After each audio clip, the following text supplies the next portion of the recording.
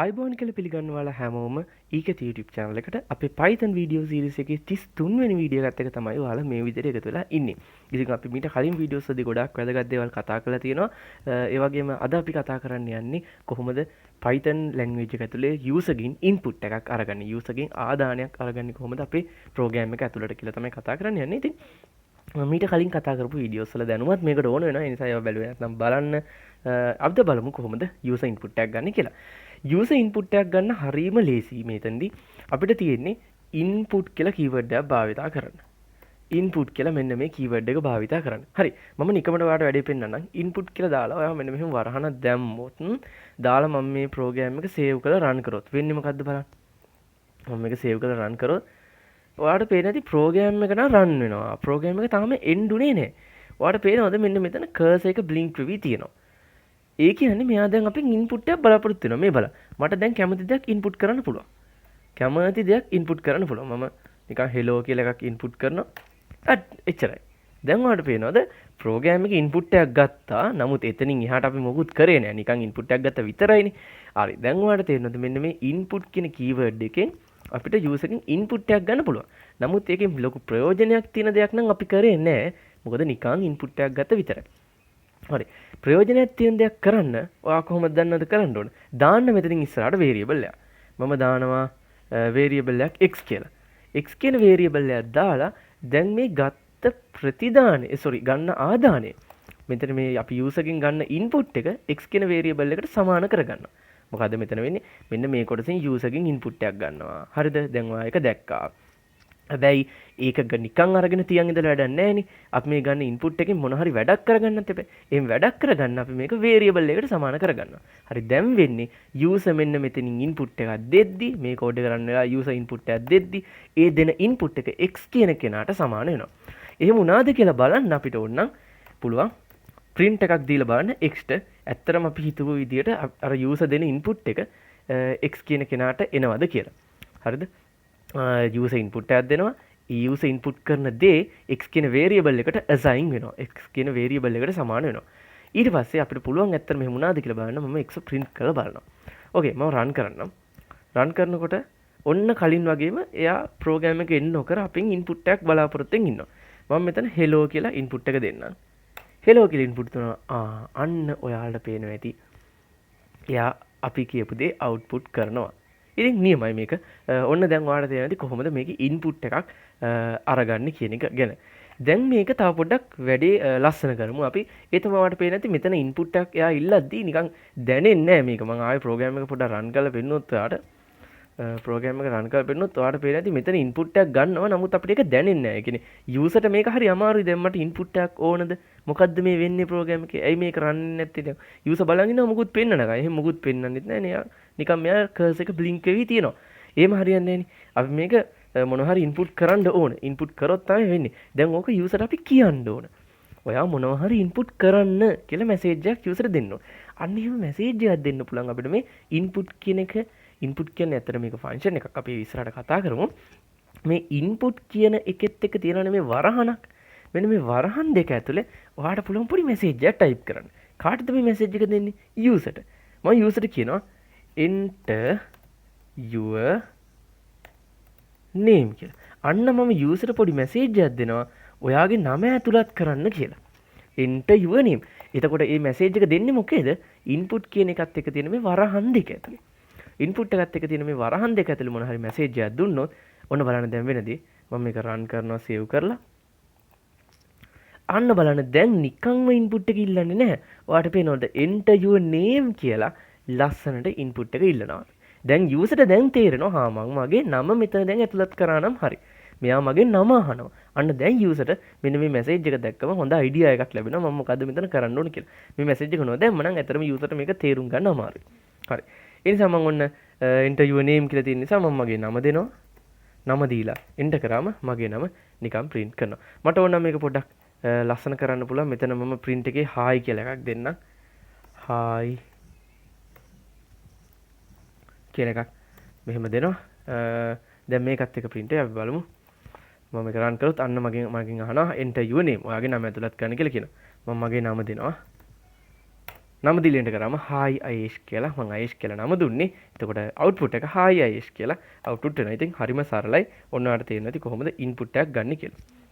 තව විශේෂම දෙයක් මට අද කතා කරන්න තියෙනවා. ඒ තමයි input එකක් ගත්තාට මදි දැන් මේක ඇතුලේ data වර්ගය ගැන හිතන්න වෙනවා අපිට. මොකද මෙතන input එක ගනිද්දි මෙයා ඉබේම එන්නේ string data එකක් වෙලා. ඔව් input එක ගනිද්දි ඉබේම මෙයා එන්නේ string data එකක් වෙලා. හරි අපි ඇත්තට මේක බලමු. මම මේක user ට කියනවා number එකක් ඇතුළත් කරන්න කියලා. enter a number කියලා මම මෙයාට කියනවා enter a number. ඒ කියන්නේ user ට මම කියනවා ඔයා සංඛ්‍යාවක් ඇතුළත් කරන්න කියලා. මම කියනවා. ඊට පස්සේ මට ඕන මේ සංඛ්‍යාව 10න් ගුණ කරලා බලන්න. හරිනේ හරිම සරලයි. මට print කරන්න දැන් මෙතන මම කියනවා සංඛ්‍යාවක් ඇතුළත් කරන්න කියලා. දැන් user මෙතෙන්දි සංඛ්‍යාව මේක මේ message එක දැක්කම user හිතනවා හරි සංඛ්‍යාවක් ඇතුළත් කරන්න ඕන කියලා. ඊට පස්සේ user මෙතෙන්ට සංඛ්‍යාවක් ඇතුළත් කරාම ඒ සංඛ්‍යාව ගිහිලා assign වෙන්නේ කාටද x ට. x තමයි මේ සංඛ්‍යාව assign වෙන්නේ. එහෙම නැත්නම් x තමයි මේ value එක යන්නේ. අපි ඒ ඇතුළත් කරන සංඛ්‍යාව මෙතන user සංඛ්‍යාවක් ඇතුළත් කරාම x තමයි මේ value එක යන්නේ. මං කියනවා x කියන කෙනා ගුණ කරලා බලන්න 10යි. දැන් මම එහෙනම් 5 කියලා සංඛ්‍යාවක් මෙතන ඇතුළත් කරොත් මට 50යි කියලා output එන්න ඕන. හරි.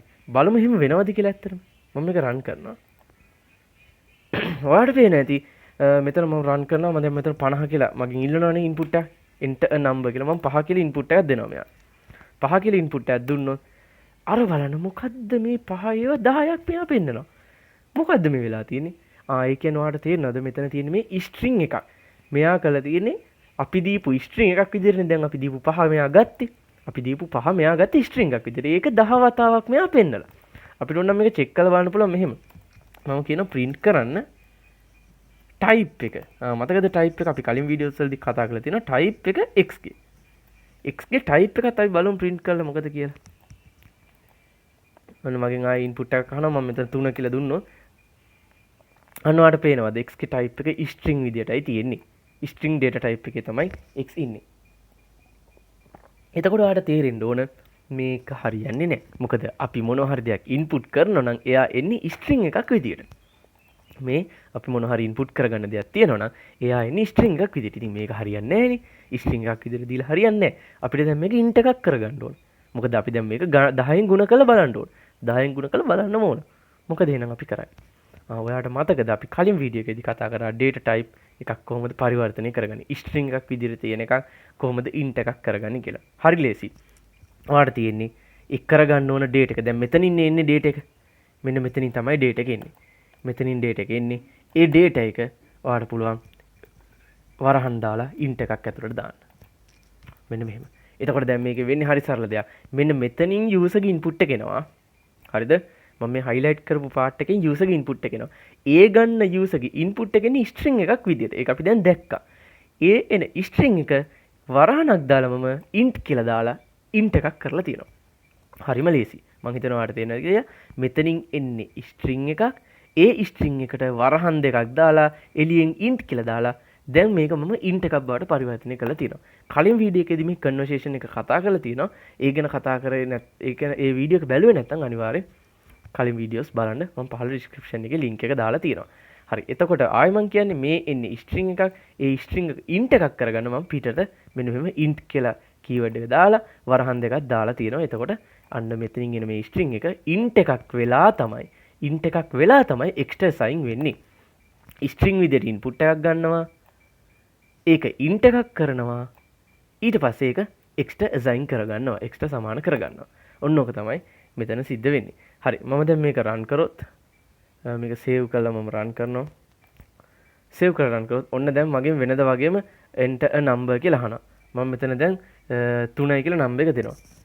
අන්න එතකොට දැන් අපිට 30යි කියලා output එක බලා ගන්න පුළුවන්. දැන් මේක 30යි කියලා output එක බලා ගන්න පුළුවන්. එතකොට මට පේනවා දැන් මේක int එකක් වෙලා තියෙන්නේ කියලා. හරිද? එතකොට දැන් ඔයාලට තේරෙනවා අපි ගත්තේ string input එකක්. හරිද? ගත්තේ string input එකක්. මේ කැලෙන් ඉන්නේ string input එකක්. නමුත් අපි ඒක එළියට ගන්නේ int එකක් කරලා. int එකක් කරලා මෙහෙම වරහන් දෙකක් දෙපැත්තට දාලා තමයි අපි string input එක අරගන්නේ. එතකොට string input එක int එකක් වෙලා int එකක් විදිහට පරිවර්තනය වෙලා x ට සමාන වෙනවා. ඒකයි x ගේ data type එක මෙතන int එකක් කියලා පෙන්නන්නේ. හරිද? ඔන්න මම හිතනවා ඔයාට වැඩි තේරෙනවා ඇති කියලා. මෙතෙන්දී තව විශේෂ දෙයක් තියෙනවා මේක අපි කලින් වීඩියෝ එකේදීත් කතා කළා. ඒ තමයි ඔයාට ඕන data දැන් මේක ඇතුළත් කරන්න බෑ. දැන් මම මෙතෙන්දී ඇතුළත් කරොත් ABC කියලා එයාට මේක දැන් පරිවර්තනය කරගන්න බෑ int එකකට. අන්න එහෙම වුණොත් මේකේ error එකක් එනවා.